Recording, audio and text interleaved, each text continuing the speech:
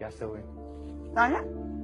والله معقول قاعدة أقرأ رواية وأشرب قهوة فرنسية وأسمع فيروز. الله شهالجو. واي نويفة، ايش هالبصل هذا بنيتي؟ الحين انا توني جايبه هدوم من المصبغة، البيت كله ريحته بصل. بذمتك احد ياكل بصل وطماط وبيض بالليل ما يتحارج؟ انا عمري ما شفت كذي ولا راح اشوف. يما حبيبتي هذا الشاب قاعد يلحق ريته تسوي له بيض. من سدحة كذيك اللي احمر، قومي نظفي غرفتك.